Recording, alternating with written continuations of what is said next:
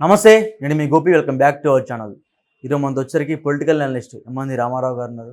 Sir నమస్తే. Sir నమస్తే బాబు. Sir, నిన్నటిదాకా కొన్ని వార్తలు ఎత్తి అంటే మీడియా రంగంలో కావచ్చు, పత్రికా రంగంలో కావచ్చు బాగా వైరల్ అయ్యాయి. ఏంటంటే జగన్ గారు బెంగళూరు వెళ్ళి కాంగ్రెస్ పార్టీ నాయకులతో భేటీ అయ్యి విలీనం చేస్తున్నట్టు కొన్ని వార్తలు అయితే బాగా వైరల్ అయ్యాయి.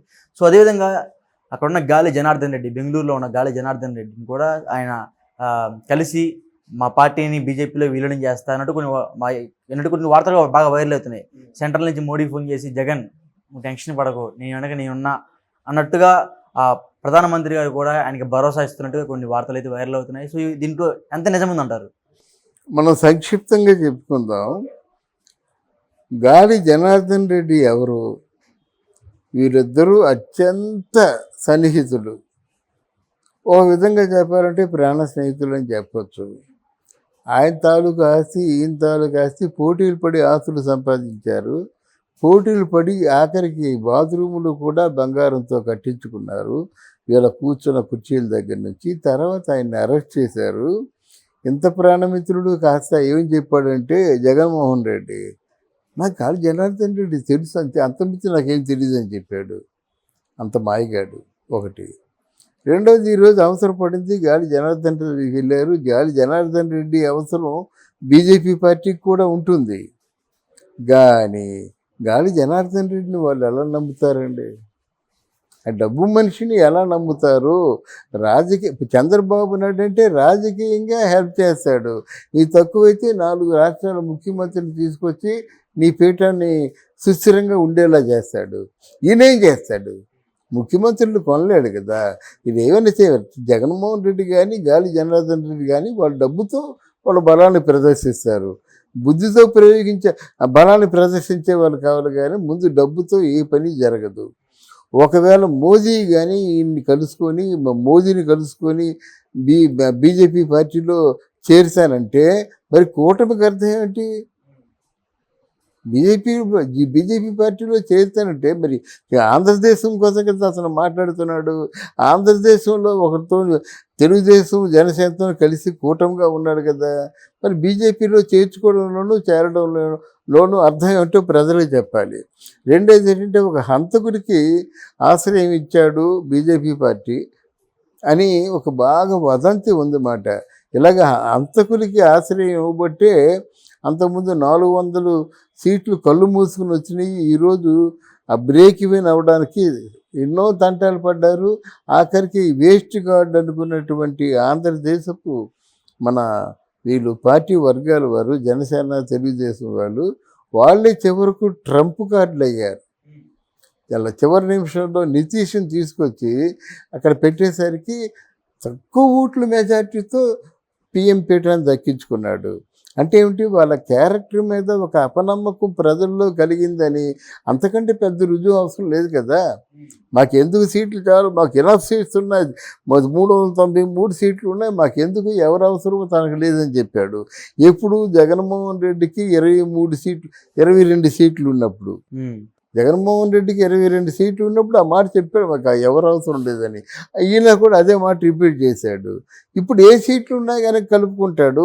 సీట్లు లేవు కదా ఈయనకి, పెద్ద ఒక 5 ఎన్నో ఉన్నాయి సీట్లు, 4 ఉన్నాయి. ఈ 4తో నువ్వు వస్తే ఏం కావాలి, రాకపోతే ఏం కావాలి? నువ్వు వచ్చినట్టయితే నిందలందరి నీ మీద ఉన్న నిందలందరినీ అన్నీ భరించడమే తప్ప నువ్వేం చేయలేము. ఒక ప్రమాదకరమైన మనిషి, ఒక హంతకుడికి సపోర్ట్ ఇచ్చిన మనిషి, ఒక అవినీతిలో కూరుకుపోయిన మనిషి, జాతి సంపదను దోచుకునే మనిషికి వాళ్ళు ఎలాగంటే చోటిస్తారు? సిగ్గు లేకుండా ఏ మొహం పెట్టుకొని చోటిస్తారు? చోటిస్తే మనమే ప్రశ్నిస్తాం. అంటే అవినీతి పౌరులు, హంతకులు మీ తాలూకు పార్టీలో ఉంటారని రేపటి ప్రశ్న. ఎవరు? ఇండియా టుడే అందరూ వీళ్ళందరూ ప్రెస్, ఇంగ్లీష్ ప్రెస్ ఊరుకోవద్దు, భయం లేకుండా అడుగుద్దన్నమాట.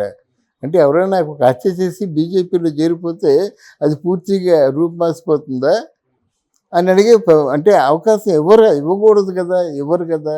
అందువల్ల బీజేపీ పార్టీలో ఈయన జగన్మోహన్ చేరుతాడు అనుకుంటే మాత్రం జస్ట్ రూమరు. అది చేరితే అయితే గీతే కాంగ్రెస్ పార్టీలో చేరాలి. కాంగ్రెస్ పార్టీలో చేరితే వాళ్ళకి ఈ 4 సీట్లు తప్ప ఇంకా లాభం ఏముంది? ఒకటి, అంతకుముందు నిన్నటి వరకు జబ్బలు తరుచుకునేవాడు కదా, సోనియా గాంధీనే కాలుతో తన్నానని చెప్పేసి.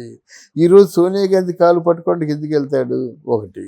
2, అసలు మొత్తం రాజశేఖర రెడ్డి కుటుంబం చరిత్ర వెనక్కి తీసుకుంటే మొత్తం కాంగ్రెస్ పార్టీ. అంటే కుటుంబం వారసత్వాన్ని, కుటుంబంలో ఉన్న విలువల్ని కూడా తోసిపుచ్చేసి మళ్ళీ ఈరోజు ఏ మొహం పెట్టుకొని ఈయన కాంగ్రెస్ పార్టీలో విలీనం చేస్తాడు? వాళ్ళే మొహం పెట్టుకొని కలుపుకుంటాడు. ఒకవేళ జగన్మోహన్ రెడ్డి కలుపుకున్నా జగన్మోహన్ అవినీతిలో మీరు కూడా భాగం పంచుకునేట్టు అవుతుంది కదా. ఓ జనసేన పార్టీ వాడు వెళ్ళి కలుపుకోమంటే ఎవడానికి రెడ్ కార్పెట్ ఇచ్చి కలుపుకుంటాడు, ఎందుకంటే ఆయన మేము మచ్చలు వేయలేవు కదా కనుక. ఈయన అలా కాదు కదా, దేశాన్ని మింగేశాడు. పేర్ల గవర్నమెంట్ నడిపించగలమాట. గవర్నమెంట్ డబ్బు ఇచ్చినా ఇవ్వకపోయినా మన గవర్నమెంట్ నడిపించగలమాట. అంత పెద్ద ఒక అవినీతి పరుడికి ఎవరైనా ఎందుకు చోటిస్తారన్నదే నా ప్రశ్న. ప్రధానమంత్రి దగ్గరుండి భరోసా ఇస్తానంట జగన్, నువ్వు భయపడ మాకు, నీ వెనక నేనున్నా అనే ఒక భరోసా అయితే ప్రధానమంత్రి అయితే జగన్ కల్పిస్తున్నాను అంటున్నారు. సో దీంట్లో నిజమే అందా? అంటే ఇక్కడ ప్రధానమంత్రి జగన్మోహన్ రెడ్డి గురించి ఇక్కడ పెద్ద కరప్షన్ జరుగుతుంది, పెద్ద అవినీతి జరుగుతుంది, ప్రజా వ్యతిరేక పాలన జరుగుతుంది అని చెప్పుకున్నటువంటి, గర్జించినటువంటి ప్రధానమంత్రి జగన్మోహన్ రెడ్డి వ్యక్తిత్వం గురించి పదే పదే సభల్లో ప్రకటించిన ప్రధానమంత్రి నీకు నేను ఉన్నానని ఎలా చెప్తాడండి? చెప్తే ఎలాగండి వీళ్ళు పబ్లిష్ చేస్తారు? అడగొద్దు. అలాంటి వాళ్ళకి నీకు ఉన్నానని చెప్తావా? ఎవరో మంచి వాళ్ళకి చెప్పు, నిర్దోషులు చెప్పు. ప్రభుత్వ జాతీయ సంపదని పూర్తిగా హిరణ్యాక్షుల్లాగా చాపచుచ్చుకొని వెళ్ళిపోయేవాడికి నేనున్నానని ఎలా చెప్తాడండి ఆయన? మనమే ప్రశ్నిద్దాం. మోదీ ఏ మొహం పెట్టుకొని చెప్తాడండి ఆ మాటలు? ఇక్కడ చెప్పిన మాటలే కదా. కరప్షన్ అయిపోయింది, అవినీతి అయిపోయింది, గంజాయి, తర్వాత ఏంటంటే లిక్కర్. మరి బీజేపీ పార్టీ నుంచి పురంధరేశ్వరుడు లేఖ రాసింది కదా, అవినీతిమయం అయిపోయింది, లిక్కర్లో పూర్తిగా బ్లాక్లో అమ్ముకుంటున్నారు, డబ్బులు బ్లాక్లో తీసుకుంటున్నారు, ఇలాగా డ్రగ్స్ కూడా నిలయం అయిపోయిందని చెప్పినప్పుడు మరి లోకేశ్వరి లెటర్కి వాళ్ళు విలువ ఇచ్చినట్టే, విలువ ఈనట్ట. అంటే ఒక పార్టీ అధ్యక్షురాలు లేఖ రాస్తే ఆ లేఖలో ఏ అంశాన్ని కూడా మీరు తీసుకోరా? కళ్ళు మూసుకొని నిర్ణయాలు తీసుకుంటారా అని మనమే అడుగుతాం. పార్టీ అధ్యక్షురాలు, పార్టీ పరిస్థితి, అవినీతిమయం, గంజాయి, లెక్కరు, గనుడు తవ్వకు ఇవన్నీ జరుగుతున్నాయి. వేలాది లక్షలాది కోట్లు వాళ్ళు దోచేసుకుంటున్నారు అని ఆవిడ చెప్పింది, అధ్యక్షురాలు చెప్పింది, పిఎం గారు చెప్పారన్నమాట. మీరు కూటమికే ఓటేయండి అన్నారు, ఎందుకంటే మీకు స్వచ్ఛమైన పాలన అందిస్తా అన్నారు. మరి ఆ మాటకి బదులేది చెప్పండి? స్వచ్ఛమైన పాలన ఉన్నప్పుడు మీరెందుకు కలుషితమైన వ్యక్తులు మీలో కలుపుకుంటున్నారు? అది ఆలోచించుకోవాలి.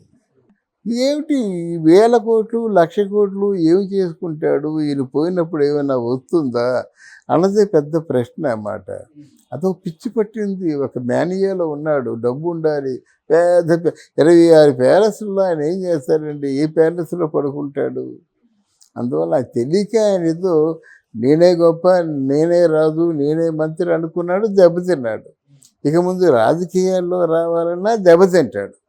అది ఎందుకు దెబ్బతింటాడంటే నీది కోల్పోయాడు. ఒకవేళ నీ మ్యాండేట్ ఇచ్చినా సరే నీ మంత్రివర్గాన్ని విస్తరించడం ఎలా ఏ పోస్టుకి ఏ మంత్రిని ఎలక్ట్ చేసుకోవాలో ఎవరో ఉద్యోగ వర్గాల్లో కానీ యువకుల్ని కానీ వాళ్ళని పూర్తిగా పెట్టి వాళ్ళకి రేపటి సమాజానికి స్ఫూర్తిగా ఉండే మాటలు మాట్లాడాలి.